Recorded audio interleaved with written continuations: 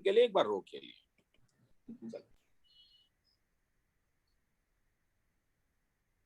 किसी को लिखना है तो लिख लो, 2 मिनट का टाइम ले लो।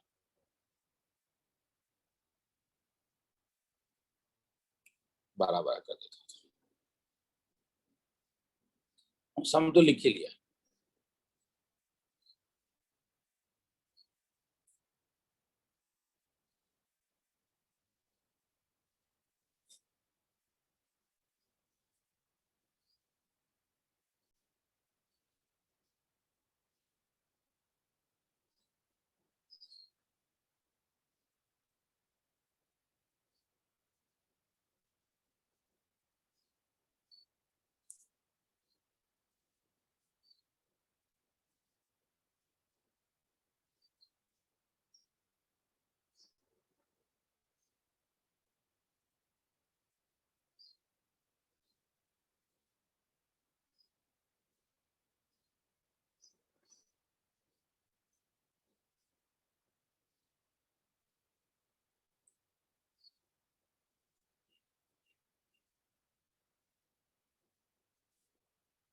आगे चलूं? सर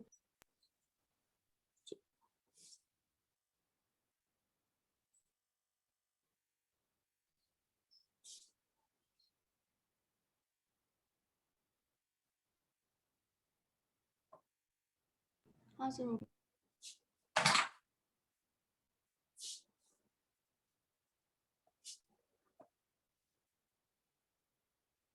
आगे निकल रहा हूं।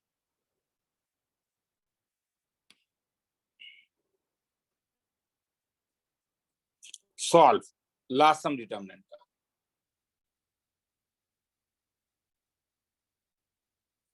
x sin theta cos theta minus sin theta minus x1 cos theta 1x is equal to 8। इसे सॉल्व करना है।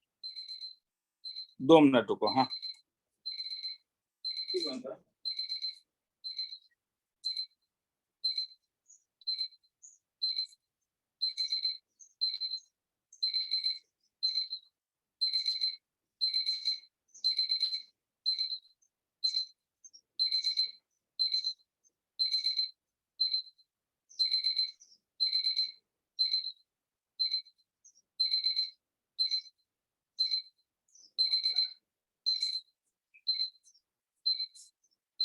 आगे चलूं? हाँ सर यस सर।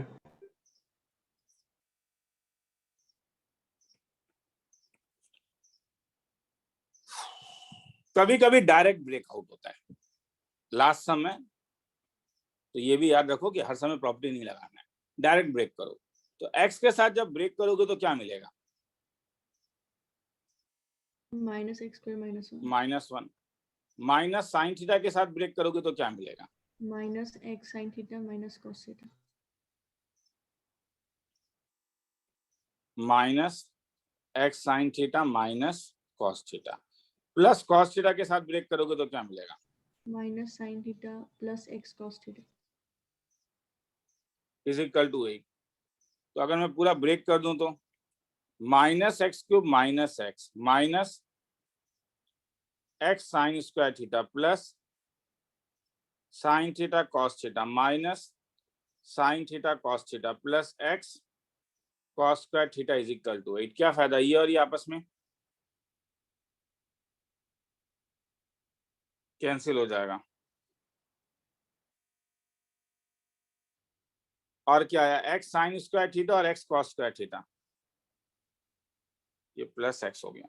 तो ये तब क्या आ गया?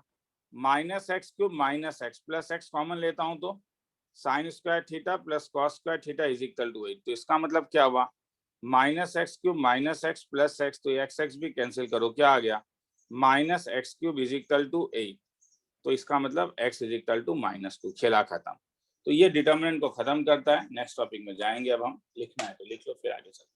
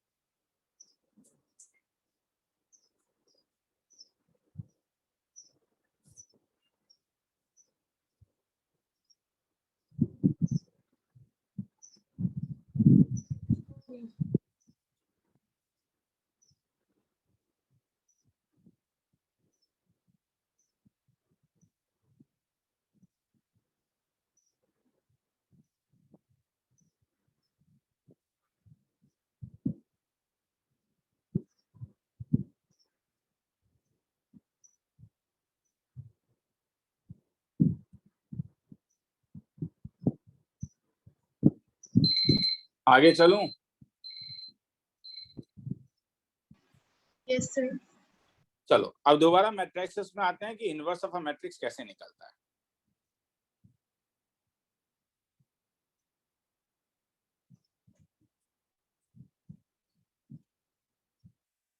इनवर्स ऑफ मैट्रिक्स कैसे निकलता है, तो उससे पहले एक टर्म तुम्हें जानना होगा जिसका नाम है adjoint of matrix.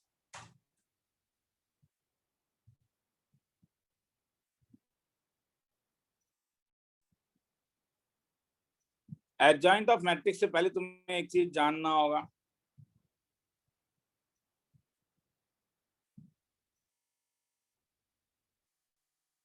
Cofactor of matrix,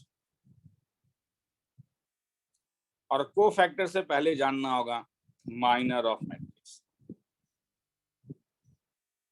तो पहले माइनर का डेफिनेशन देखोगे तो उससे फिर कोफैक्टर का डेफिनेशन आएगा, फिर एडजॉइंट का आ गया, एडजॉइंट के बाद इनवर्स का आएगा।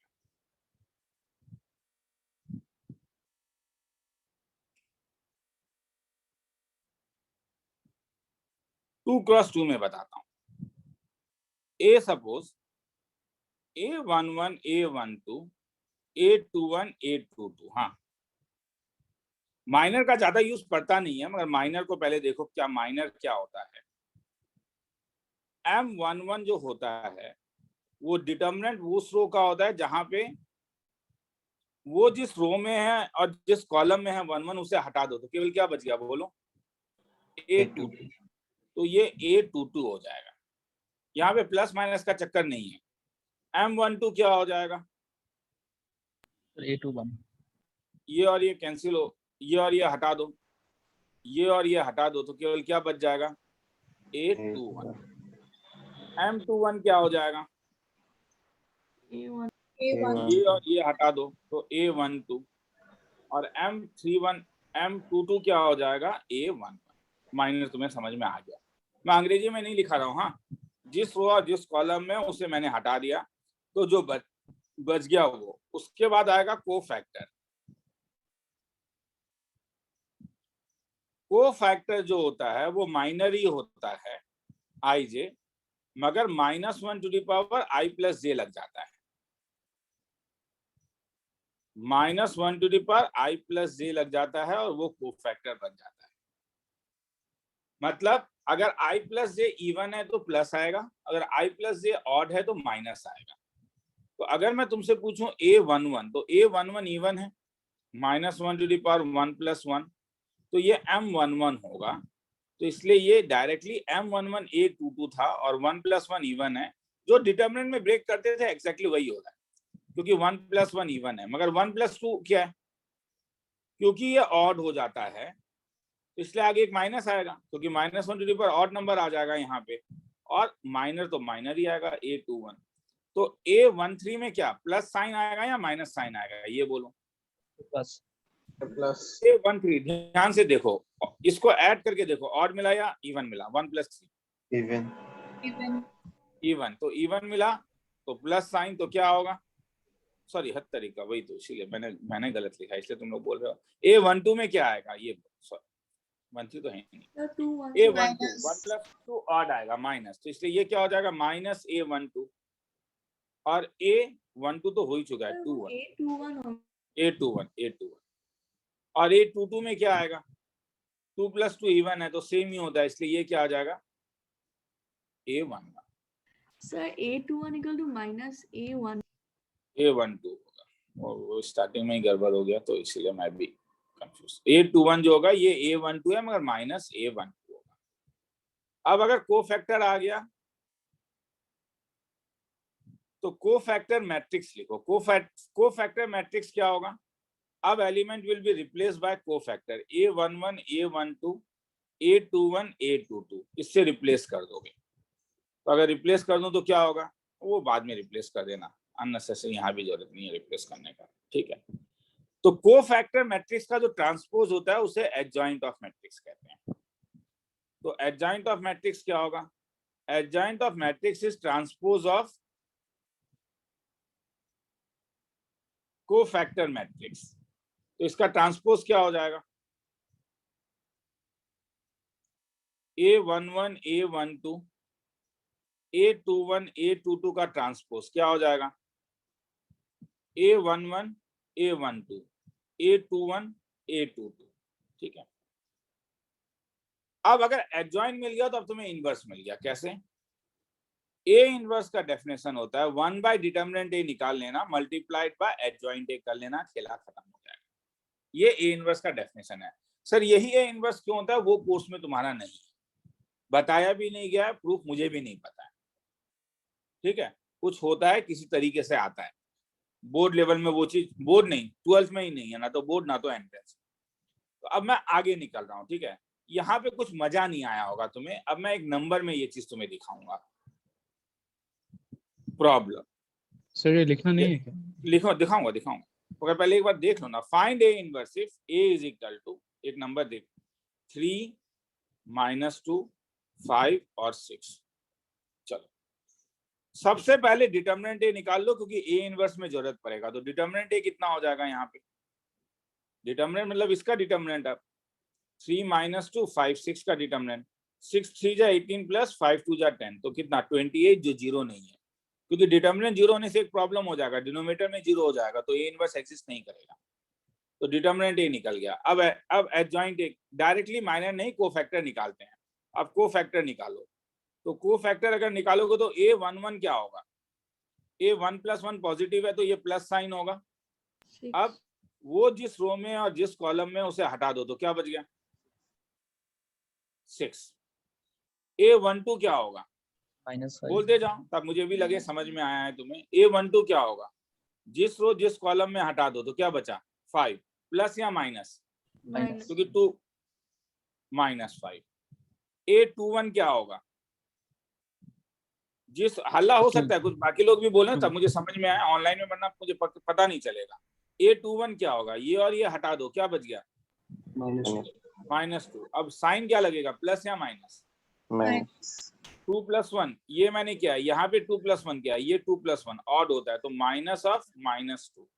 और A22 क्या होगा? ये जिस रो में या जिस कॉलम में हटा दो तो क्या बच गया? 3।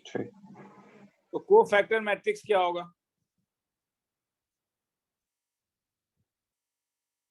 कोफैक्टर मैट्रिक्स तुम्हारे पास होगा A11 A12 A21 A22, मतलब 6 -5 2 और 3। तो एडजॉइन क्या होगा? ट्रांसपोज ऑफ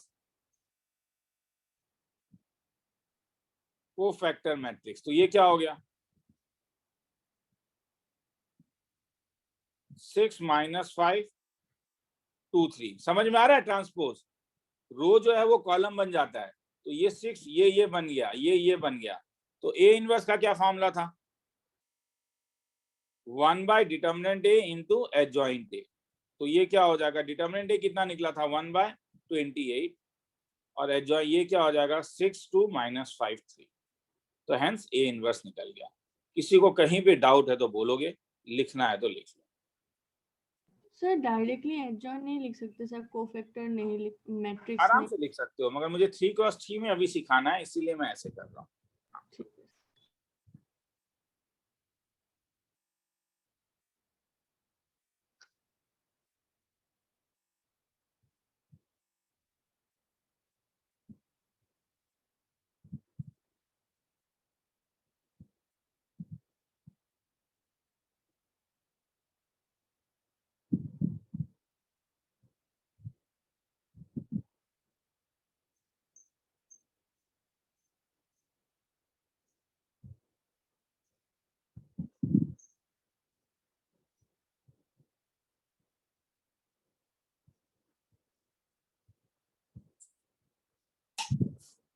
थोड़ा नीचे कर दीजिए।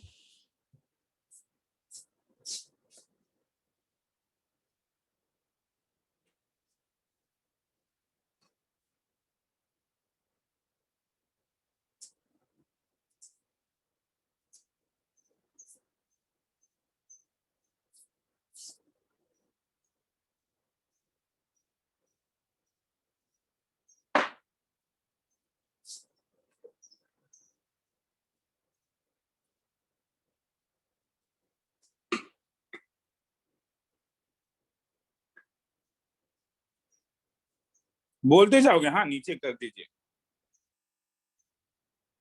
मैं भूल जाता हूँ।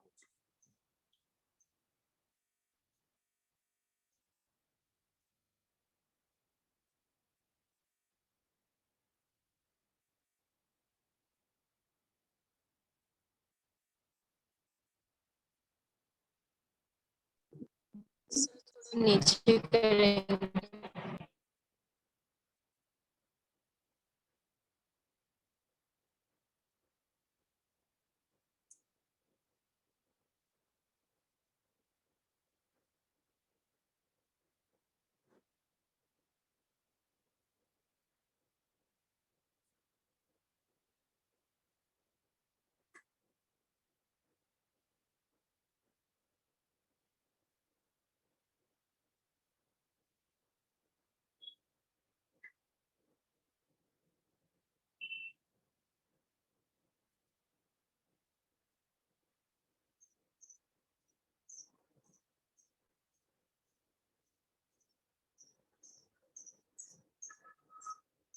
हो गया सर। सर नहीं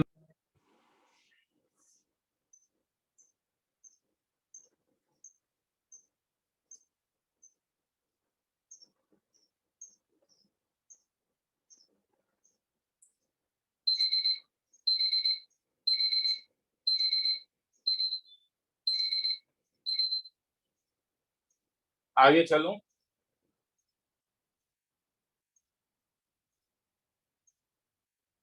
एक सेकंड सर।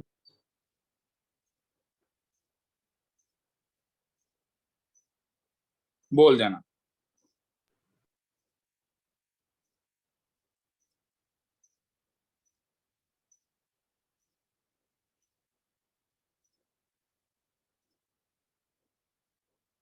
हो जाने से बोल देना।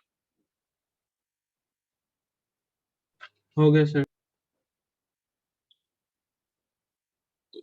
ये मेरा ए था,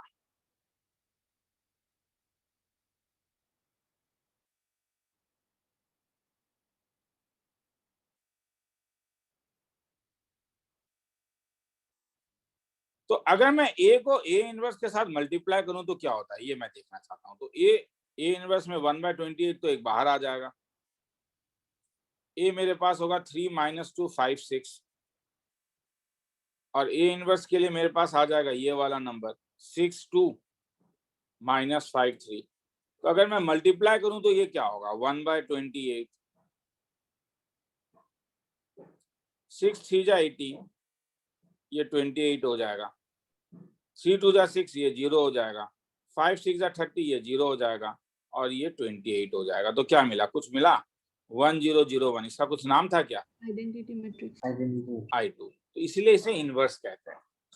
देखो एडजॉइंट वाला प्रूफ भी कोई बहुत बड़ा बात नहीं है, मगर उसके लिए एक प्रॉपर्टी है डिटर्मिनेंट का, जो तुम लोग को अभी तक बताया नहीं गया है, क्योंकि तुम्हारे उसमें है नहीं कि कोई दूसरे एलिमेंट को अगर कोफैक्टर से मल्टीप्लाई कर दो तो 0 हो जाता है। तो इसीलिए वो प्रूफ जानने का जरूरत नहीं है, एनसीईआरटी ने भी नहीं दिया है। तो तुम लोगों के लिए बस ये जानना जरूरी है कि इसे क्यों इनवर्स हम कहते हैं, क्योंकि हमने देखा कि अगर हम ए इनवर्स के साथ मल्टीप्लाई करें तो मुझे क्या मिलता है? आइडेंटिटी मैट्रिक्स आई। तो दो नंबर को, इसीलिए अब ये रिजल्ट है इनवर्स का, डेफिनेशन है ये कि अगर तुम्हें कभी भी A B is equal to I, और अगर ए बी आई मिला तो बी ए बी आई होगा ही, तो this implies B is equal to A inverse. ये रिजल्ट है। कोई भी दो नंबर को मैट्रिक्स को मल्टीप्लाई करके अगर मुझे आइडेंटिटी मैट्रिक्स मिलता है, स्क्वायर होना जरूरी है, तब बी जो होगा ए इनवर्स होगा, या ए जो होगा बी इनवर्स होगा, जो भी बोलोगे। तो इनवर्स के कुछ प्रॉपर्टीज हैं, जैसे अगर तुम ए इनवर्स का और एक इनवर्स करोगे तो क्या मिलेगा? मेरे ख्याल में खुद बोल पाओगे, इसलिए मैं पूछ रहा हूँ। ये ए होगा। सेकंड वाला ये, और एक प्रॉपर्टी है कि अगर तुम ए बी को कभी भी इनवर्स करोगे तो ये उल्टा हो जाएगा, बी इनवर्स ए इनवर्स। और तीसरा, कभी भी अगर तुम्हें डिटर्मिनेंट ऑफ ए इनवर्स निकालने के लिए बोला जाए तो 1/डिटर्मिनेंट ऑफ ए हो जाता है। वो किसी को लिखना है तो ये वाला भी लिख लो, फिर आगे चलते हैं।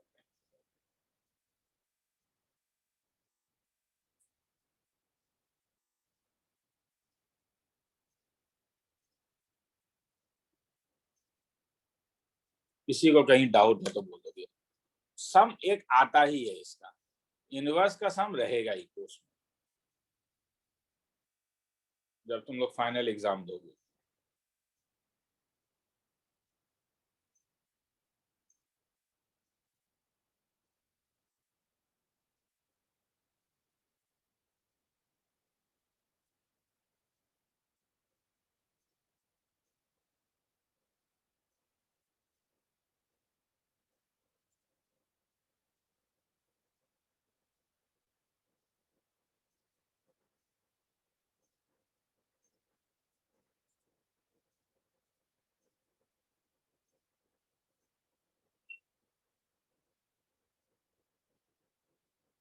आगे चलूं?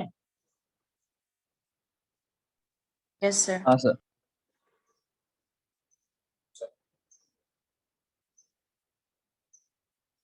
हाँ सर।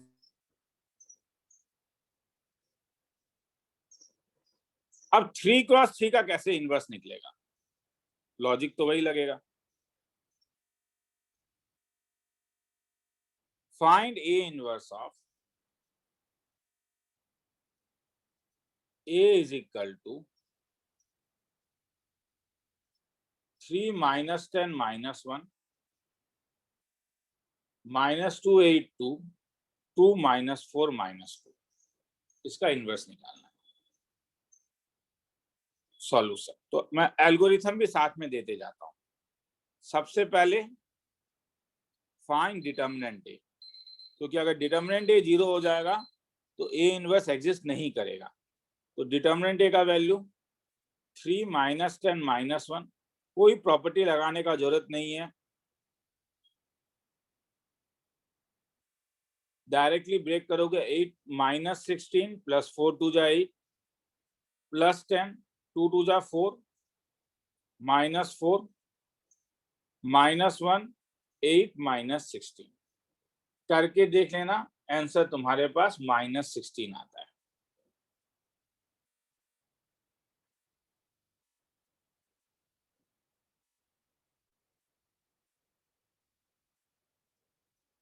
आगे चलूं?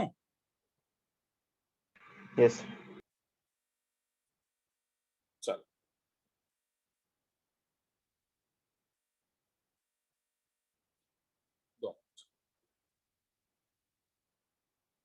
तो ए इनवर्स एग्जिस्ट। अब सबका कोफैक्टर निकालोगे, इसलिए मैं, ठीक है, मैं इसे दोबारा लिख रहा हूं, नीचे लेके जा रहा हूं, ठीक है।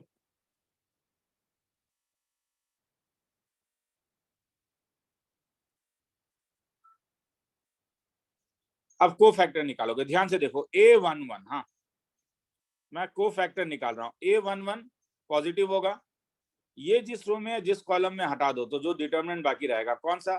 इसे डायरेक्टली बोलोगे तो मुझे ज्यादा अच्छा लगेगा, मगर मैं पहले लिख लेता हूं पहले वाला। क्या 8 2 और कितना -4 -2 कितना होगा? -16 प्लस 4 2 जा 8 इज इक्वल टू -8। A11 ये हो गया। तो A12 क्या होगा? ये जिस रो में जिस कॉलम में हटा दो, क्या बच गया? -2 2 2 -2, आगे का साइन A12 है रे, प्लस या माइनस? माइनस। तो माइनस ऑफ ये 2 2 जा 4 -4, तो ये 0 हो गया।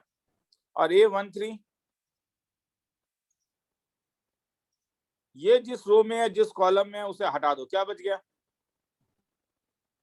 -2 8 2 8 2 -4, तो 4 2 जा 8 -16 इज इक्वल टू -8। ये A11 A12 A13। अब मैं यहीं पे निकालता हूं। A21 क्या निकलेगा? खुद बोलो तो एक बार, प्लस या माइनस, खुद बोलो, हल्ला होने दो, कोई चिंता नहीं। माइनस।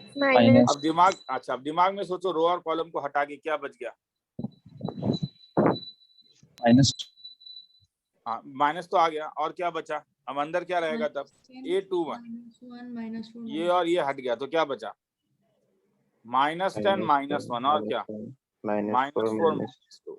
तो ये माइनस ऑफ 10 2 जा 20 -4 इज इक्वल टू -16। तो A22 कैसा दिखा?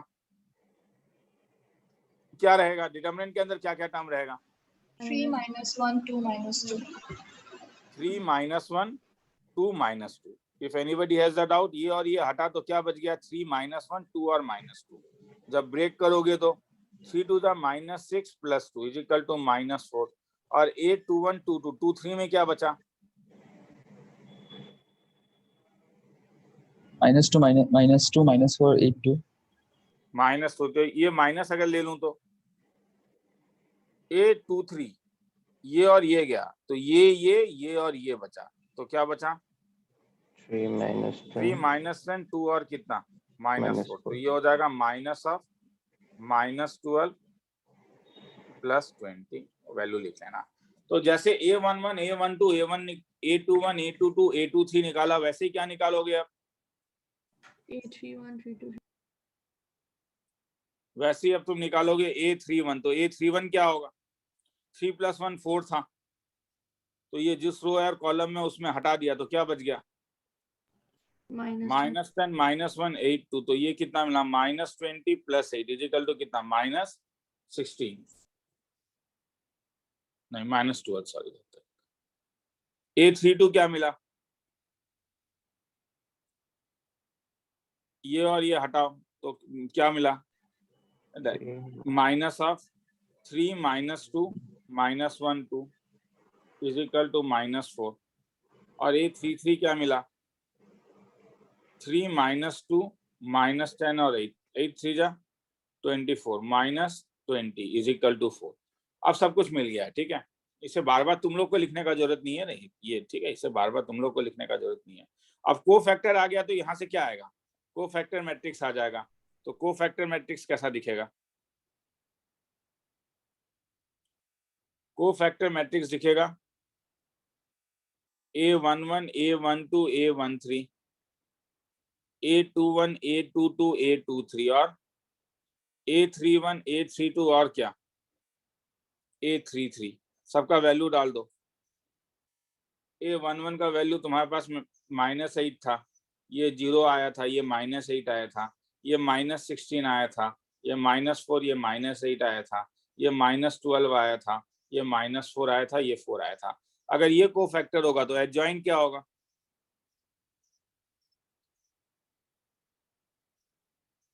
कोफैक्टर मैट्रिक्स का ट्रांसपोज तो वो कैसा दिखेगा -8 0 -8 लंबा समय रे मगर कहीं डाउट है तो बोलोगे रे मैं फिर से कह रहा हूँ हाँ तो हेंस ए इनवर्स कैसा दिखेगा वो तो लिख सकते हो 1/डिटर्मिनेंट ए इनटू कैसा दिखेगा एडजॉइंट ऑफ ए ये तो तुम्हें मालूम है किसी को लिखना है तो लिख लो खेला खत्म तो यहाँ पे ये कहीं पे डाउट है तो पूछो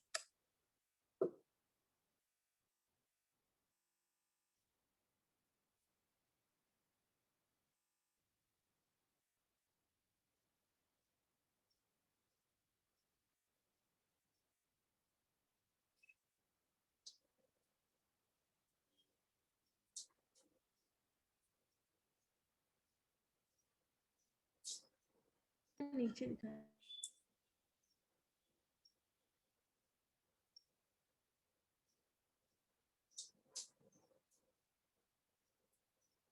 कहीं भी डाउट है तो पूछो क्योंकि सुनने में आया है कि अभी भी इस बार भी सीबीएसई ने कमेटी फॉर्म किया है तो स्कूल में जो पढ़ाया जा रहा है वो तो पढ़ना ही है हाँ क्योंकि तो स्कूल में डिटर्मिनेंट हो गया है और हो सकता है कि डिटर्मिनेंट इस साल भी हट जाए और डिटर्मिनेंट ही हटेगा ये तो हर समय रहता है क्योंकि ये तो इम्पोर्टेंट टॉपिक है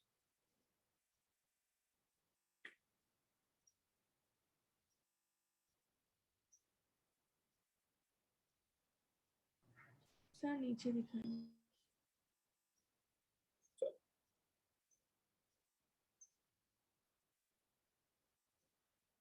सर थोड़ा ऊपर दिखा दीजिए सर नीचे ऊपर दोनों ही चाहिए चलो चलो तो ये गैप काफी ज्यादा आ गया इसलिए रुक जाओ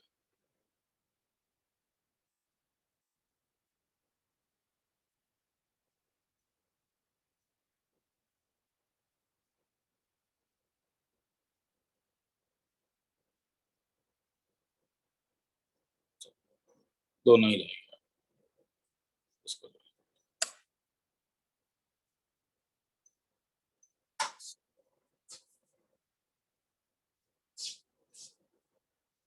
समझ में आ रहा है हाँ सर।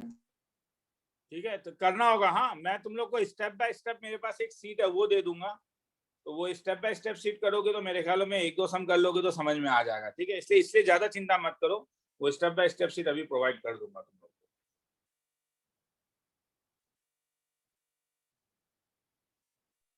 और थोड़ा नीचे स्क्रॉल करेंगे।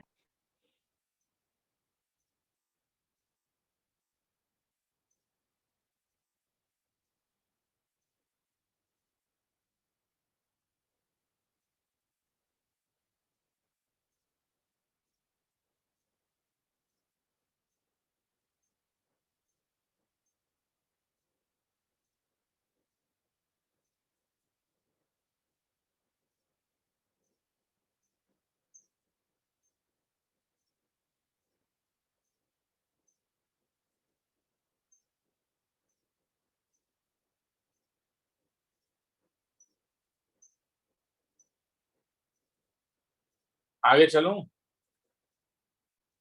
हाँ सर।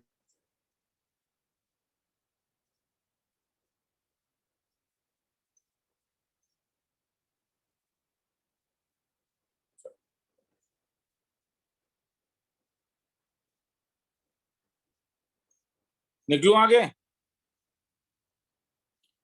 लिख लिया था सबने? Yes, sir. यस ठीक है, तो समझ में आया हाँ सर। कि Yes, sir. ए कब इन्वर्टर, अगर ए इज इन्वर्टेबल वर्ड कभी यूज होता है, इसका मतलब है ए इज इन्वर्टेबल का मतलब होता है ए इनवर्स एग्जिस्ट। और ए इनवर्स कब एग्जिस्ट करेगा? अगर Determinant zero ना हो। डिटर्मिनेंट ए जीरो ना हो, दैट इज, इसे ए इज नॉन सिंगुलर कहते हैं। अगर डिटर्मिनेंट ए जीरो नहीं हो तो उसे नॉन सिंगुलर कहते हैं। तो इसका मतलब अगर ए इज सिंगुलर होगा तब क्या होगा?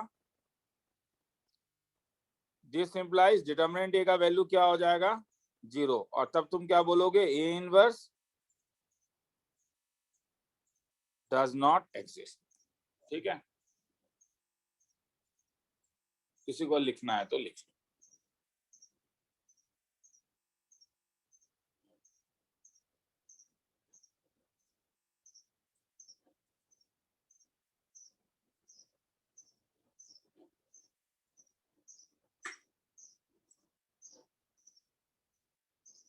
आगे चलूं?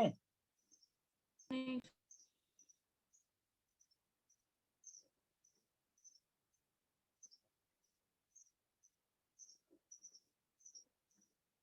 ए इनवर्स क्या था? 1 by determinant A into adjoint A. अगर मैं आप सबको ए से मल्टीप्लाई कर दूं तो क्या हो जाएगा? देखो, तुम जिस साइड में ए को मल्टीप्लाई करोगे ना, यहाँ पे भी उसी साइड में ए को रखोगे रे। ये इंपॉर्टेंट है। हाँ, यहाँ पे क्योंकि कॉम्यूटेटिव नहीं होता है, मतलब ए इज इक्वल टू बी में अगर तुम इस साइड सी को मल्टीप्लाई कर रहे हो तो सी भी इस साइड ही होगा, सेम साइड करना होगा। तो मैंने अगर सबको ए से मल्टीप्लाई कर दिया तो क्या फायदा? ए इंटू ए इनवर्स का वैल्यू क्या हो जाएगा? अभी मैंने कुछ कहा था क्या? Identity I. मैट्रिक्स। तो इससे अगर मैं डिटर्मिनेंट ए को इस साइड लेके आ जाऊं तो ए को जब भी मैं उसके एडजॉइंट से मल्टीप्लाई करूंगा तो डिटर्मिनेंट ए एक स्केलर होगा, मल्टीप्लाइड बाय आई आएगा। ये एक रिजल्ट है, ये एक रिजल्ट है। जब भी ए को उसके एडजॉइंट से मल्टीप्लाई करोगे तो हर समय तुम्हें डिटर्मिनेंट ए इंटू आई हो आ जाएगा। तो इसीलिए कोई सपोज प्रॉब्लम अगर कभी तुम्हें ऐसा दिया हुआ है कि एग्जामिनेशन में आ गया कि ए का वैल्यू 2, 3, 4 और 6, सॉरी 4 और 5, और तुमसे पूछेगा फाइंड ए इंटू एडजॉइंट ए, तो टाइम बर्बाद करके इनवर्स नहीं निकालना है, डायरेक्टली बोल सकते हो। कैसे? सॉल्यूशन क्या? डिटर्मिनेंट ए का वैल्यू निकालो, कितना निकला? 5 2 जा 10 माइनस 4 3 जा 12, तो -2। तो क्या आएगा? ए इंटू एडजॉइंट ए। मैंने अभी कुछ बोला? क्या बोला? डिटर्मिनेंट ए इंटू ये कितना में ये क्या मैट्रिक्स है? क्योंकि 2 क्रॉस 2 है तो आइडेंटिटी मैट्रिक्स I2 आएगा। तो डिटर्मिनेंट ए -2 और क्या हो जाएगा? ये 1 0 0 1। खेला खत्म। किसी को लिखना है तो लिख लो ये वाला।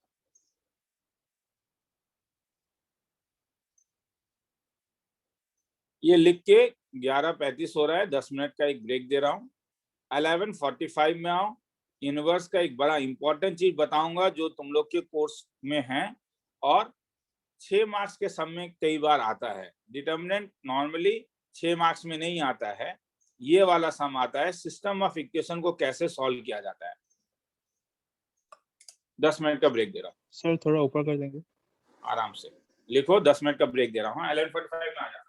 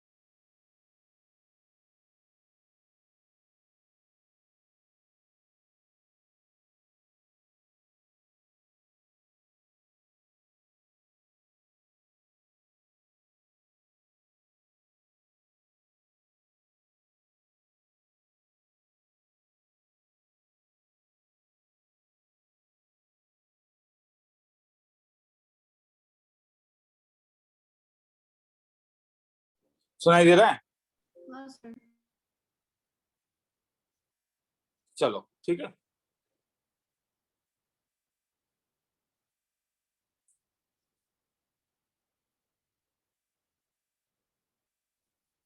तो हमने क्या देखा?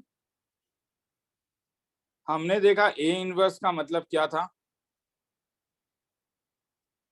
1/a इंटू एडजॉइंट ऑफ ए। तो एडजॉइंट ऑफ ए क्या हो जाएगा? Determinant of A into A inverse. Determinant A जब तुम निकालते हो तो ये तो कोई एक रियल नंबर होता है ना। सपोज ये के है, तो एडजॉइंट ऑफ ए क्या होगा? के इंटू ए इनवर्स। अब मैं अगर तुम्हें बोलूं डिटर्मिनेंट ऑफ एडजॉइंट, ध्यान से देखोगे रे, मैं एक रिजल्ट प्रूफ करवा रहा हूं। हाँ, डिटर्मिनेंट ऑफ एडजॉइंट ऑफ ए क्या होगा? मुझे ये चाहिए। ये डिटर्मिनेंट ऑफ के इंटू ए इनवर्स होगा।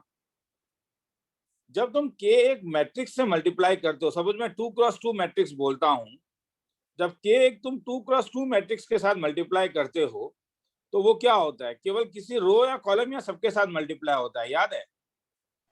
जब तुम जब सबके तुम साथ। क्योंकि ये मैट्राइसिस है तो ये सबके साथ मल्टीप्लाई होगा, तो के डी। ठीक है, मगर जब अब तुम इसका डिटर्मिनेंट निकालोगे तो क्या हो जाएगा तब? ये अब सबके साथ एक ही निकलेगा या सबसे एक एक निकलेगा? सबसे एक एक। तो एक इसलिए एक ये के स्क्वायर बाहर निकलेगा। तो वैसे ही अगर A N cross N matrices है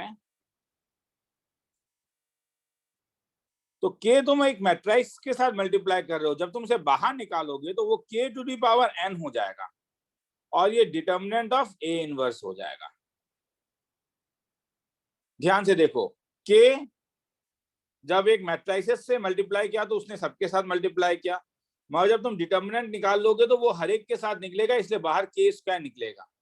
मैंने ये 2x2 के लिए बताया। अगर ये n क्रॉस n है तो बाहर k नहीं निकलेगा, बाहर k to the power n निकलेगा। पर k मैंने लिया क्या है? देखो ना, k मैंने क्या लिया है? Determinant of a whole to the power n। और a इनवर्स का मैंने अभी थोड़ी देर पहले एक फॉर्मूला दिया था कि वो डिटर्मिनेंट ऑफ a होता है, क्योंकि a इनवर्स i होता है। तो हेंस ये क्या मिल गया? ये मिल गया determinant of a to the power n-1। तो तुम्हें एक रिजल्ट मिला क्या? कि डिटर्मिनेंट ऑफ एडजॉइंट ए अगर तुमसे कभी भी पूछे तो ये determinant A to the power n-1 होता है। तो अगर एक कॉमन टाइप का सम होता है कि जैसे कोई भी एक मैट्रिक्स ले लेता हूं जिसका डिटर्मिनेंट मुझे निकालना ना पड़े,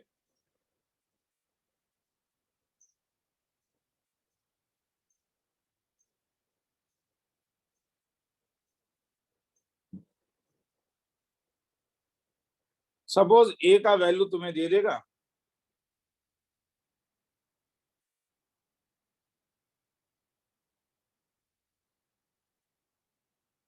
1 -2 1 -2 3 1 1 1 5 और तुमसे पूछेगा कि फाइंड करो डिटर्मिनेंट ऑफ एडजॉइंट ए। क्या करोगे? तो एडजॉइंट थोड़ा ना निकालोगे, अब तो तुम्हारे पास एक रिजल्ट ही है। तो तुम पहले डिटर्मिनेंट ए निकाल लो, वो निकाल सकते हो, ऑलरेडी निकाला गया है, इससे पहले भी -13 निकलता है। तो फॉर्मूला क्या होगा? मैंने ऊपर क्या फॉर्मूला दिया? डिटर्मिनेंट इज इक्वल टू क्या? ये 3x3 है, तो n क्रॉस n के लिए फॉर्मूला क्या था? n-1। तो 3x3 के लिए क्या फॉर्मूला हो जाएगा? 3-1। तो डिटर्मिनेंट ए का होल स्क्वायर, तो इसका मतलब 13। समझ में आ रहा है रे? हाँ सर। 169। ठीक है, किसी को लिखना है तो लिख लो, ये इसका प्रूफ है। प्रूफ आता नहीं है मगर जानो क्यों होता है, इसीलिए प्रूफ नहीं आता।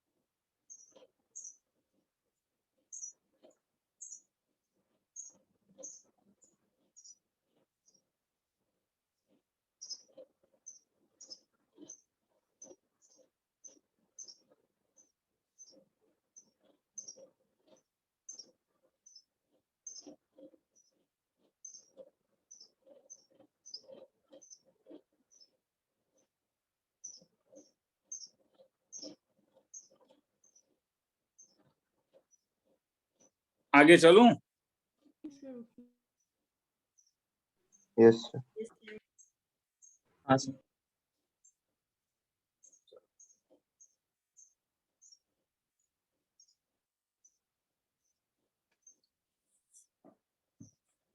अब ए इनवर्स निकालने के कई अलग अलग तरीके होते हैं।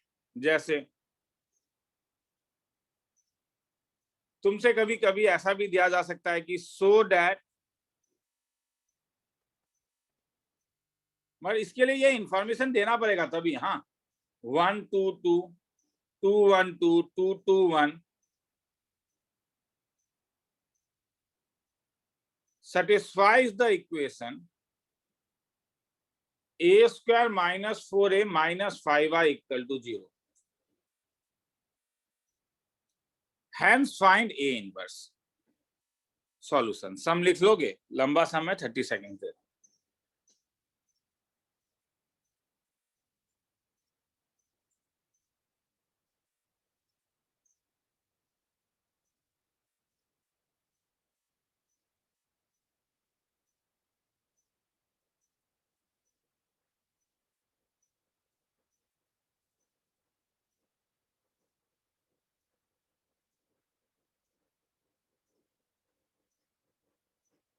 चलूं आगे? हाँ सर। हाँ सर। तो ये तो तुम लोगों ने लास्ट क्लास में ये तो हम लोगों ने किया हुआ है, नहीं क्या? हाँ सर। अब मुझे ठीक है, ये यू वेरीफाई, ये तुम्हें वेरीफाई करना होगा, इसमें मैं इंटरेस्टेड नहीं हूं। अब मुझे क्या चाहिए? देखो क्या चाहिए मुझे,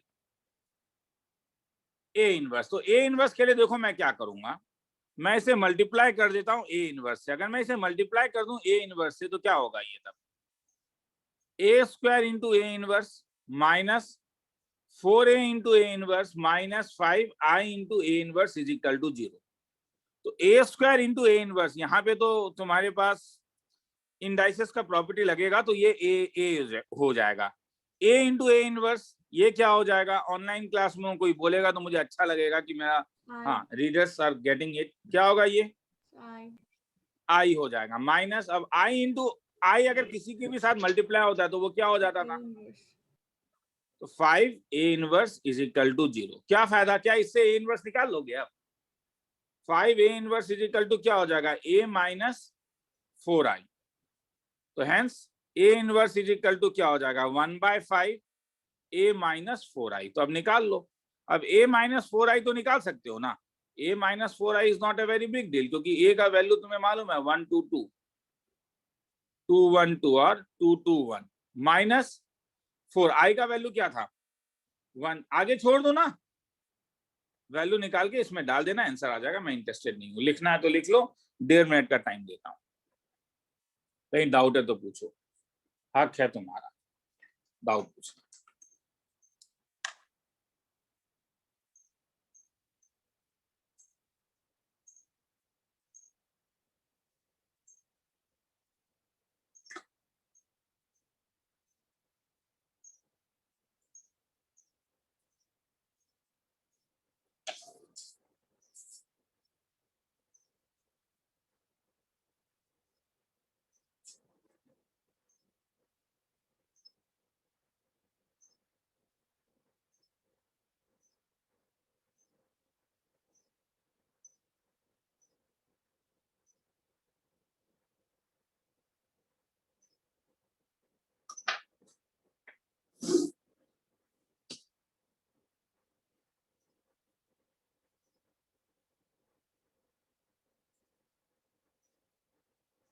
आगे चलूं?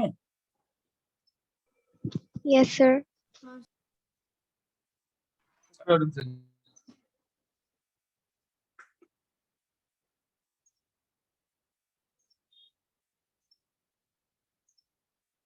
बोल देना।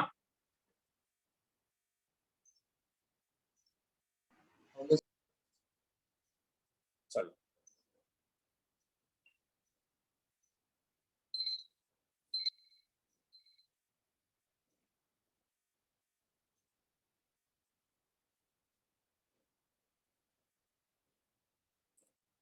टू थ्री फोर 1 2 3 4 to 1 को जब तुम मल्टीप्लाई करोगे एक्स वाई जेड के साथ तो ये तुम्हें क्या देता है देखो तो क्या होगा, सबसे पहले ये जो है ये इससे मल्टीप्लाई होगा तो ये तुम्हें क्या देगा, 2x plus 3y plus 4z। अब ये वाले को मल्टीप्लाई करोगे तो क्या देगा, x plus 2y plus 3z। अब इसे मल्टीप्लाई करोगे तो क्या देगा, 4x plus 2y plus z। ठीक है, इसे लिखने का जरूरत नहीं है। तो ये चीज से हम लोग क्या कर सकते हैं, मैं क्या बताना चाह रहा हूं कि हम मैट्रिक्स का इनवर्स अगर निकाल लेते हैं तो हम चीजों को सॉल्व कर सकते हैं। क्यों, क्योंकि देखो अगर तुम्हें कभी पता है कि सपोज ए बी का वैल्यू सी है तो अगर मैं दोनों साइड ए इनवर्स से मल्टीप्लाई कर दूं, अगर एग्जिस्ट करता है तो ये कैसा दिखेगा, ए इनवर्स सी दिखेगा या नहीं। और तब ए इनवर्स इंटू ए का वैल्यू क्या हो जाएगा, इज इक्वल, एसोसिएटिव तो था ही, मगर ए इनवर्स इंटू ए क्या था, आई बी। तो हेंस बी का वैल्यू क्या आ गया, ए इनवर्स सी। तो तुम्हें ये याद रखना है कि अगर इसका मतलब है कि ए बी के बदले अगर कभी एक्स भी हो जाए, A X is equal to B, तो ए अगर इस साइड आ गया तो एक्स का वैल्यू क्या होगा, तब बोलोगे A inverse B. A inverse B. अब मैं इसे यूज करने वाला हूं, ये किसी को लिखना है तो लिख लो। ठीक है, ये मैंने बस प्रूफ करवाया क्यों होता है, और नीचे मैंने फिर वो एल्गोरिथम लगाया जो मैं अभी यूज करने वाला हूं।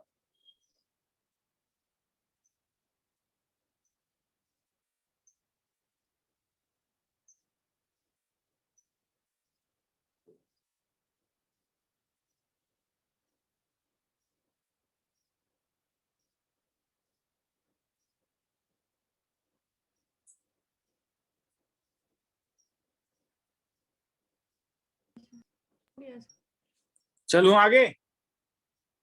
हाँ sir. Yes, sir.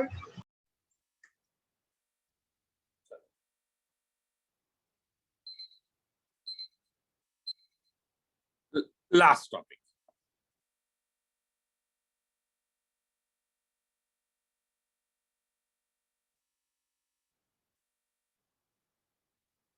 Solve x plus 2y minus 3z equal to -4, 2x plus 3y plus 2z equal to 2,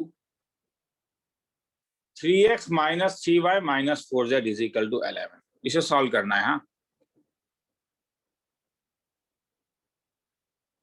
hair तीन चीज लिखोगे। हाँ, एक चीज होता है कोएफिशिएंट मैट्रिक्स जिसे ए से हम डिनोट करते हैं, ए।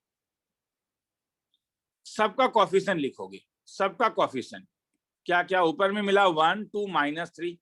अब सेकंड वाले का कोएफिशिएंट तुम लिखोगे 2 3 2, और थर्ड वाले का कोएफिशिएंट क्या है, ऑनलाइन क्लास है इसलिए मुझे बोलोगे तो अच्छा लगेगा, 3 -3 और -4।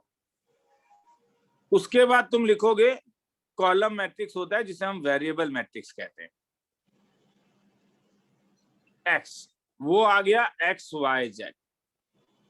उसके बाद आता है कांस्टेंट मैट्रिक्स जो दिया हुआ है, कांस्टेंट मैट्रिक्स बी, -4 to 11, वो ये वाला, ये अभी तुमने देखा ये दोनों का मल्टीप्लिकेशन क्या था, अभी तुमने देखा था, ऊपर हमने देखा, देखो ये देखो, इन्हें जब मैं मल्टीप्लाई करता हूं तो मुझे ये इस टाइप से मिलता है। तो इसलिए इस इक्वेशन को, इक्वेशन नंबर 1 को मैं लिख सकता हूं, इक्वेशन 1 को लिख सकता हूं ax is equal to B. ये दिखाने का जरूरत नहीं है रे, ax इक्वल टू बी लिख सकते हो। तो अगर ये ax इक्वल टू बी है तो x का वैल्यू क्या हो जाएगा,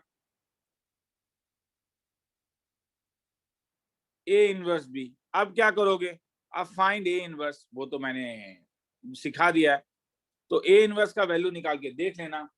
a इनवर्स का वैल्यू जब तुम निकालोगे तो तुम्हारे पास वैल्यू आएगा 1/67 -6 17 13 14 5 -8 -15 9 -1।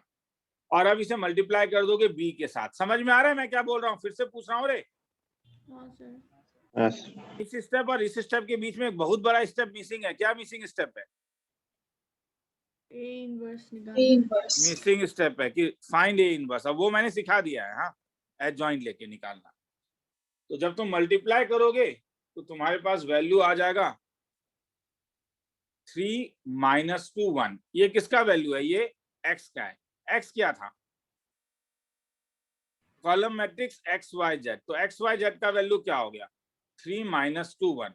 तो कंपेयर करके क्या बोल सकते हो? बोल सकते हो x का वैल्यू 3, y का वैल्यू -2, z का वैल्यू 1। किसी को डाउट है तो बोलेगा, मगर लंबा सम है इसलिए इसे मैंने 3 पार्ट में डिवाइड किया है। हाँ, एक पार्ट में मैंने केवल इसे इनवर्स निकालना सिखाया और एक पार्ट में अब मैं डायरेक्टली इनवर्स को यूज कर रहा हूँ। किसी को कहीं पे डाउट है तो मुझसे पूछेगा, नहीं है तो पंगा नहीं है, लिखते जाओ। आपने वो 1 किसको मार्क किया है? हाँ बोलो। वो 1 किसको मार्क किया है? 1 1 इस पूरे इक्वेशन को 1 मार्क किया। ठीक है, ये जो पूरा का जो इक्वेशन है वो 1 है, ये पूरा 1 है, ये पूरा। इसी को ऐसा लिख सकता हूँ ना, ax = b। किसी को इसमें डाउट है, ये इसे ऐसे कैसे लिख सकता हूँ? किसी को डाउट है? उसके लिए ऊपर बता दिया गया था, ये देखो, तब भी कहीं डाउट हो सकता है, पूछ लेना।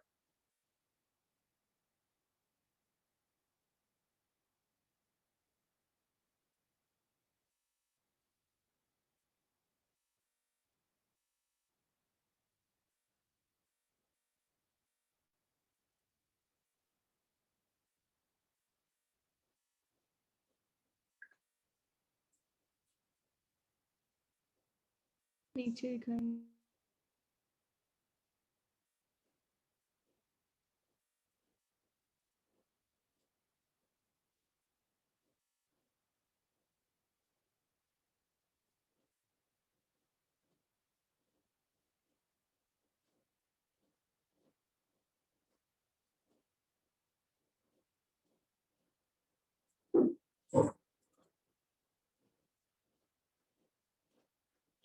आगे चलो।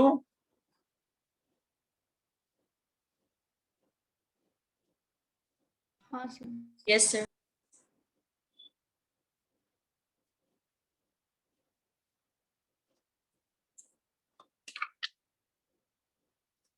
Just wait.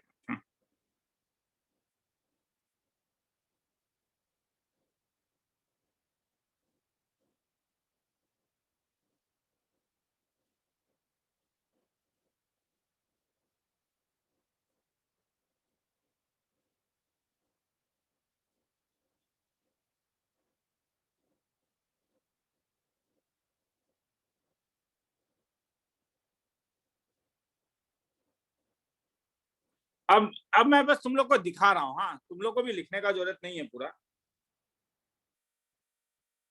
क्योंकि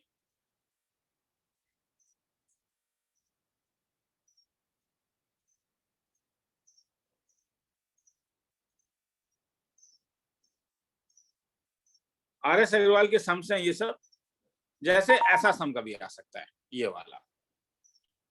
तो अब इसमें इनवर्स में निकालने का जरूरत नहीं होगा, ये सम करके देखो क्या बोल रहा है। पहले क्या फाइंड करने बोल रहे हैं?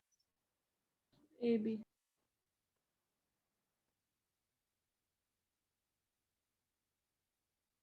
अगर ए बी को मल्टीप्लाई करोगे ना, तुम्हारे पास ये टर्म आएगा 11 टाइम्स ऑफ 1 0 0 0 1 0 0 0 1। तब क्या कुछ बोल सकते हो? मतलब ए बी जो होगा वो 11 टाइम्स ऑफ आई हो जाएगा।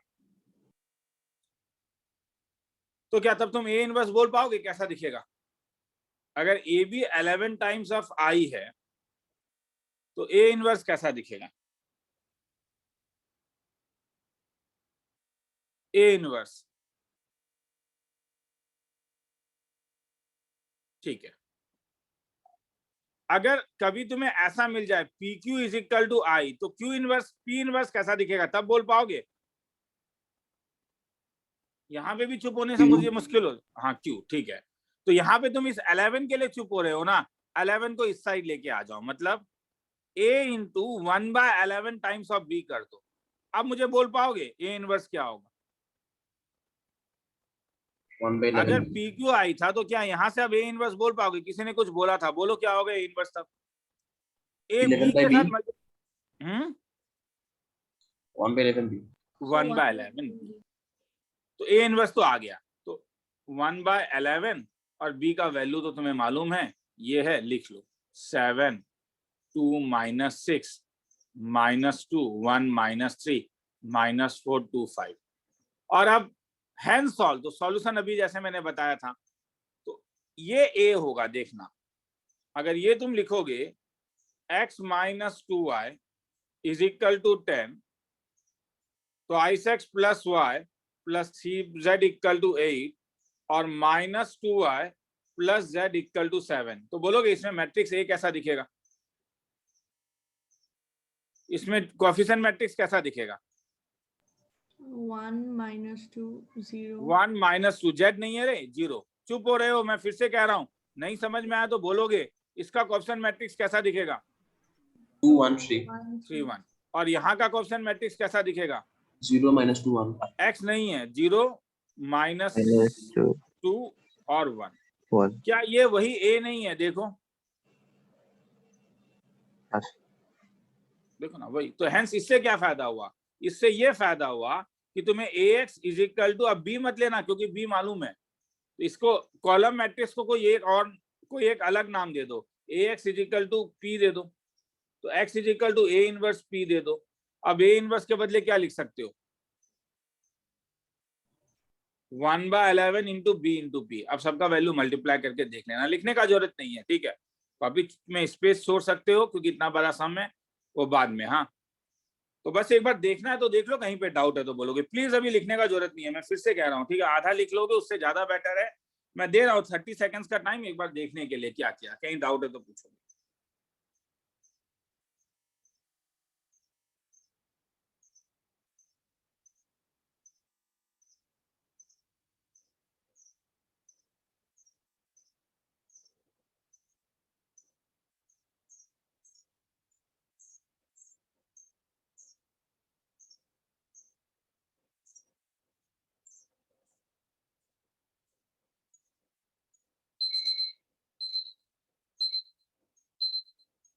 आगे चलूं? हाँ सर। किसी को डाउट था कहीं पे? बोलोगे। लास्ट स्टेप समझ में नहीं है। मतलब ax का वैल्यू p है तो x का वैल्यू क्या हो जाएगा? ये समझ में आया? ये समझ में आया या यहाँ डाउट है?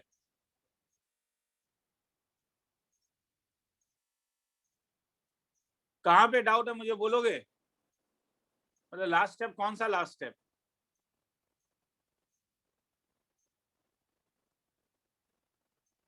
आवाज सुनाई नहीं दे रहा है जिसका डाउट था।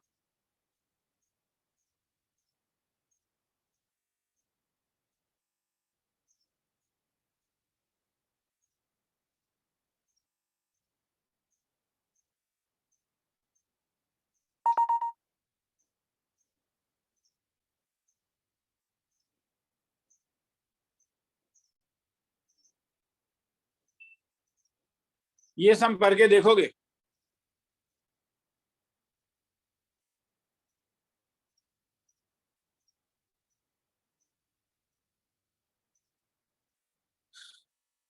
सम करके देखो एक बार, फिर से सम लिखने का जरूरत नहीं है, लंबा सम हो जाएगा।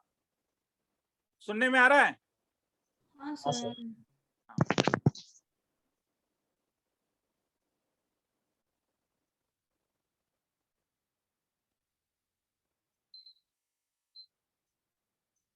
The cost of 4 kg potato, 3 kg wheat, 2 kg rice. तो हम मान क्या लेते हैं? मान लेते हैं कि पोटैटो का कॉस्ट ₹X पर kg, व्हीट का कॉस्ट ₹Y पर kg और राइस का कॉस्ट ₹Z पर kg है। तो ये लाइन का मतलब क्या हुआ? 4x + 4x 3y + 2z।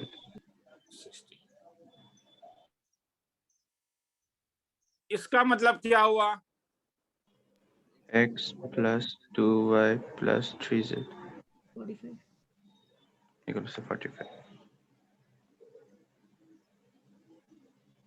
इसका मतलब क्या हुआ? 6x 6x plus plus 5y 2y plus 5z equals to 3z. क्या आप इसे सॉल्व 7. कर पाओगे? हाँ सर। Has कौन सा फॉर्म Yes. दिखेगा? ये क्या हो गया तब? क्या इसका मतलब ये नहीं हो गया 4 3 2 1 2 3 और क्या 6 2 3 मल्टीप्लाइड बाय क्या x y x y z is equal to कितना 60 45 45 और क्या 70. तो क्या मिला ax is equal to b। तो x का वैल्यू क्या होगा बोलो? a इनवर्स b निकालना तुम्हारा काम है। देख 30 सेकेंड्स देखना है तो देख लो, इसे लिखने का जरूरत नहीं है, समझ में आ रहा है मैं क्यों बोल रहा हूँ अननेसेसरी। ठीक है 5 मिनट लगेगा सम लिखने में। हाँ कहीं डाउट है तो बोलो।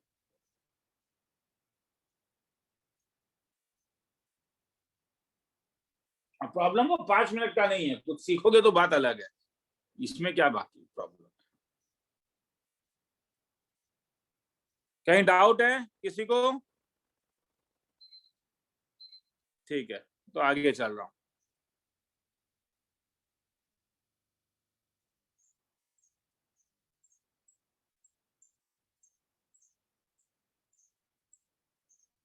सम करके देखो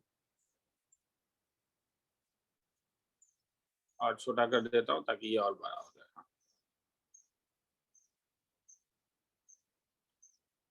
हो जाएगा करके देखो एक बार। क्या बोलते हो, इक्वेशन बना पाओगे? हाँ सर। Has हर कोई बना पाएगा? आगे निकलूं? Yes sir. Yes sir. ठीक है द सम ऑफ 3 नंबर का मतलब हो गया x plus Y plus Z equal to कितना? The twice the second number is added to the sum of the first and third, मतलब twice y x plus z we get 1 on adding the sum of the second and third y plus z Z. to the 5 times of first 5x is equal to कितना 6। 6. Solve कर देना, खेला खत्म। तुम भी बोलोगे sir इतना तो बोर मत कीजिए, ठीक है इससे अच्छा छोड़ ही दीजिए। नहीं ठीक है अब ये वाला देखते हैं।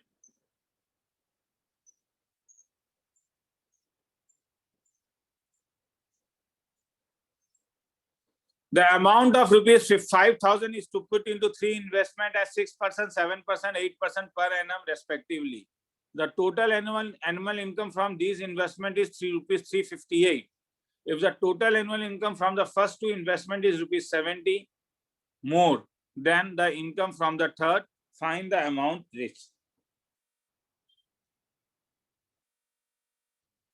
तो 3 इन्वेस्टमेंट है, ये इन्वेस्टमेंट मतलब 3 बॉन्ड है, bond number A, bond number 2, bond number 3।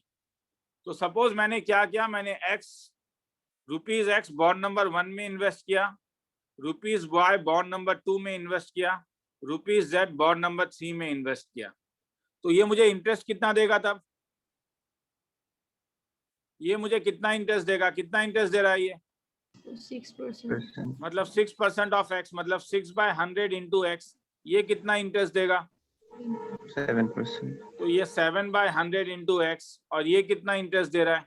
8%. 8/100 into x. अब इंफॉर्मेशन क्या है, कितना अमाउंट था तुम्हारे पास? तो y और z होगा ना? कौन सा बोलो? y और z 7/100 into y होगा। ओ मैंने वो वाई और ये जेड, थैंक्स। तो इंफॉर्मेशन क्या है, टोटल रुपीस कितना था तुम्हारे पास? 8,000. 5,000। टोटल इंटरेस्ट तुम्हें कितना मिला? 358. तो इंटरेस्ट ये रहा, तो कितना मिला?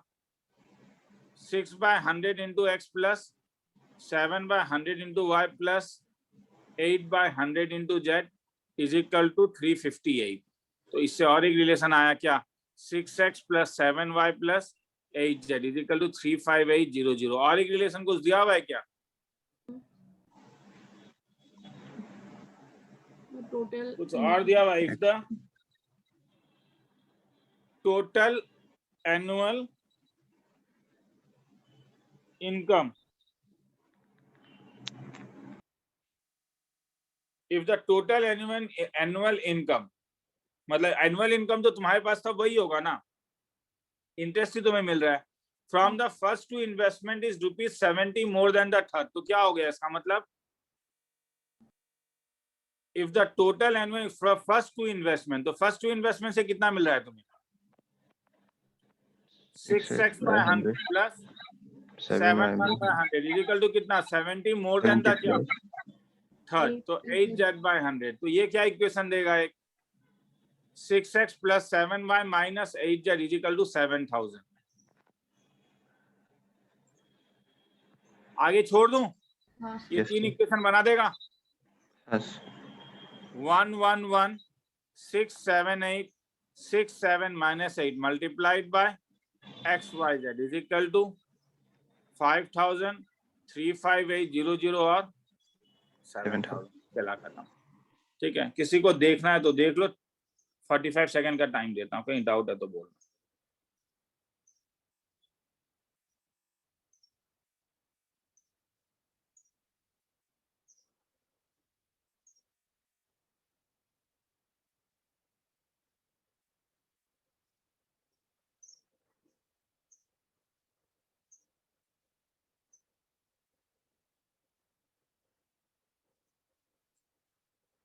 समझ में आया? हाँ सर।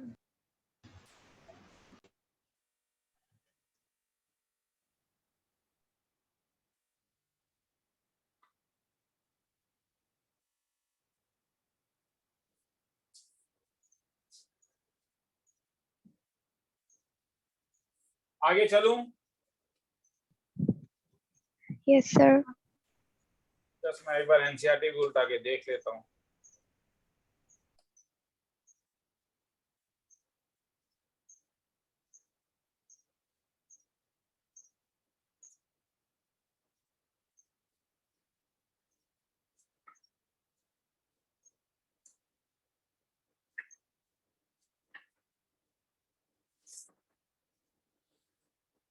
चलो,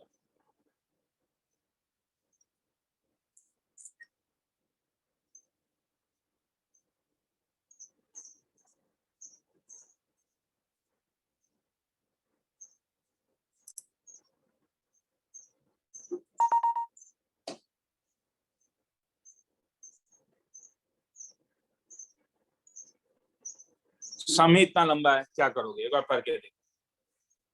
सम पढ़ने के लिए 1 मिनट दे रहा हूँ।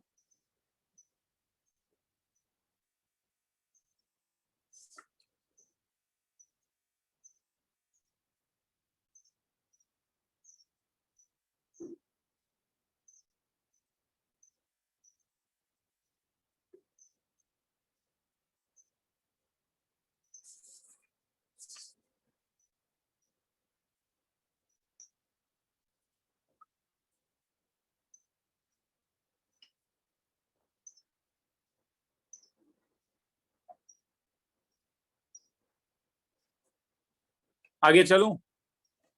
हाँ सर। Yes, sir. तो क्या करोगे? 3x x y plus z किस किस को लोगे?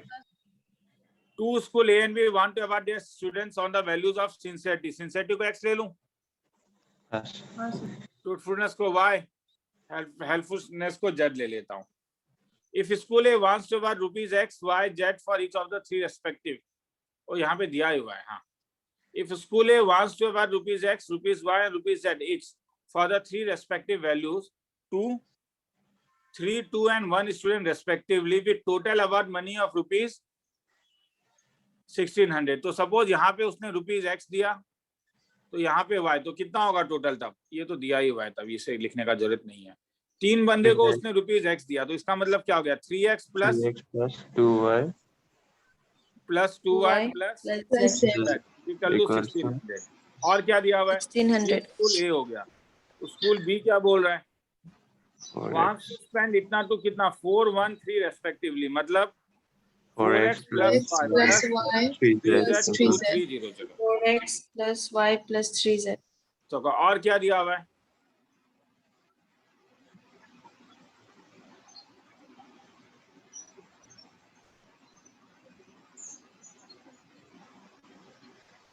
If total amount of award for one price on each, इसका मतलब क्या हो गया, X 1 plus y plus into 1, तो क्या x plus Y plus z, कितना सॉल्व कर 900. लोगे, Yes. करके देख लेना। फिर से 45 सेकंड दे रहा हूं देखने के लिए।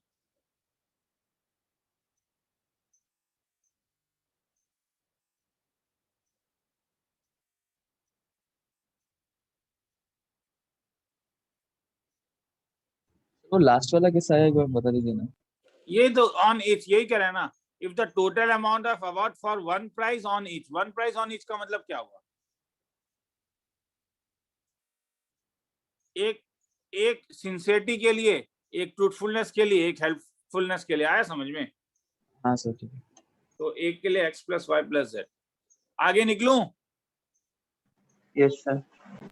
तो इसमें तो सम दूंगा आज, वो तुम लोग को करना होगा। हाँ तभी, हाँ सम, इसके सम थोड़े लंबे होते हैं। चलो, लीनियर इक्वेशन को तुम 2x2 में भी सॉल्व कर सकते हो रे, 2x2 में भी। जैसे सपोज बाय मैट्रिक्स मेथड, कभी कभी 3 मार्क्स में ये बोलेगा कि इसे सॉल्व करो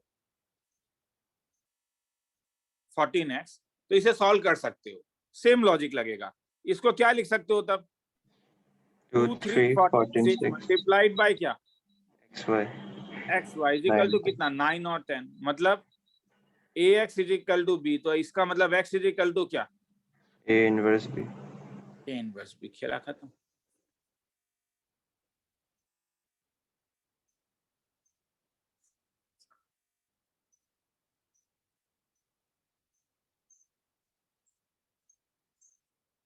तो तुम्हें जैसे कभी भी कोई अगर मैट्रिक्स दिया हुआ है a1x plus b1y plus c1z is equal to d1, a2x plus b2y plus c2z equal to d2, a3x plus b3y plus c3z equal to d3। इसमें दो केस आता है। एक केस आता है coefficient matrix, coefficient matrix A तो जानते ही हो, अभी मैंने बताया था, a1 b1 c1, a2 b2 c2 और a3 b3 c3। अगर determinant A not equal to 0 होगा तो ये सिस्टम ऑफ इक्वेशन जो है, equation 1 has unique solution. Then system of equation 1 has unique solution, जो अभी तक तुम करते हुए आए हो, यूनिक सॉल्यूशन। अगर मेरे पास जगह नहीं है इसलिए यहाँ पे लिख रहा हूं, अगर डिटर्मिनेंट ए 0 हो तब तुम्हें एक काम करना होगा। क्या, तुम्हें एक चीज फाइंड करना होगा, क्या, एडजॉइंट ऑफ ए को तुम मल्टीप्लाई करके देखोगे बी से, एडजॉइंट ऑफ ए को बी से मल्टीप्लाई करके देखोगे, अगर वो 0 नहीं आया तो no solution, no solution of system, कोई भी सॉल्यूशन एग्जिस्ट नहीं करेगा, उसे इनकंसिस्टेंट कहते हैं, इनकंसिस्टेंट सिस्टम। और अगर adjoint of A into B is equal to 0 आ गया तो तुम कैन नॉट से डायरेक्टली, हम लोग डायरेक्टली नहीं कह पाएंगे, कैन नॉट से डायरेक्टली, हम डायरेक्टली नहीं कह पाएंगे कि क्या होता है। ये कोर्स में नहीं है इसलिए मैं इसके ऊपर नहीं जा रहा हूं क्या होगा। तो 3 चीज होता है, अगर डिटर्मिनेंट ए 0 नहीं है तब यूनिक सॉल्यूशन, मतलब ये कंसिस्टेंट होगा। अगर डिटर्मिनेंट ए 0 है मगर adjoint A into B non 0 हो गया तो नो सॉल्यूशन, सॉल्यूशन कभी भी एग्जिस्ट नहीं करेगा। अगर एडजॉइंट ए इंटू बी 0 है, कैन नॉट से डायरेक्टली, कुछ नहीं कह सकते हो, सॉल्व करके देखना होगा कि कंसिस्टेंट है या इनकंसिस्टेंट है। किसी को लिखना है तो ये वाला थ्योरी लिख लो, ये लास्ट थ्योरी है। सर हमारे स्कूल में कुछ एडजॉइन वाला पार्ट सर डायरेक्टली बोला कि इनकंसिस्टेंट होगा। ये गलत बोला जाता है, ये इक्वल टू 0 होने से डायरेक्ट, ये 0 होने से जो इनकंसिस्टेंट बोला जाता है वो टीचर गलत बोलते हैं। सर मतलब एग्जाम में दिखाना पड़ेगा sir adjoint of A into B क्या होगा। एडजॉइंट ये नॉर्मली सम आता नहीं है, अभी तक मैंने देखा नहीं आया हुआ, समझ में आया, क्योंकि उन लोगों ने अभी तक ऐसा एनसीईआरटी में दिया नहीं है। But what they have done is that they have just right, हाँ उन्होंने बस एनसीईआरटी में वो लिख दिया है एक जगह।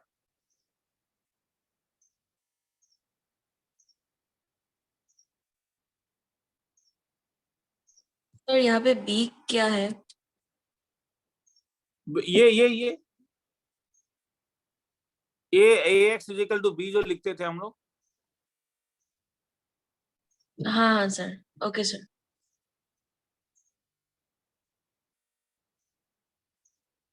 मैं जानता हूं कि मैक्सिमम स्कूल और मैक्सिमम किताब वही करता है। हाँ, मैक्सिमम स्कूल और मैक्सिमम किताब टीचर्स यही करते हैं, मगर वो चीज गलत है। एग्जाम्पल मैं दिखा सकता हूँ, ठीक है, मैं एक एग्जाम्पल को वीडियो रिकॉर्डिंग करके दिखा दूंगा, ठीक है, कोर्स में है नहीं तो अननेसेसरी मैं उसमें टाइम नहीं लेके जा रहा हूँ।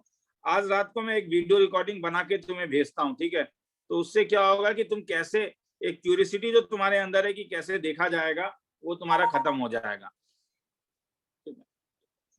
उसे मैं एक वीडियो रिकॉर्डिंग बना के भेजता हूँ, काफी लंबा होगा, मुझे करना होगा सॉल्व, इसीलिए मैं कह रहा हूँ। हाँ, ये देखो, ये एनसीईआरटी का है, क्या बोल रहा है, if determinant of a b is equal to 0 the system में either consistent और inconsistent, डायरेक्टली नहीं बोल सकते हो। समझ में आया? और अब कहाँ पे क्या होगा ये मैं तुम्हें बता दूंगा। Is it okay? सुनने में आ रहा है? हाँ सर, आ रहा है। Yes, sir. ठीक है, तो चलो, तो आज यहीं पे चीजों को खत्म करता हूं मैं। So previous page था। Sir हो गया। यहीं पे चीजों को खत्म करता हूं। नेक्स्ट क्लास में एओडी शुरू करूंगा।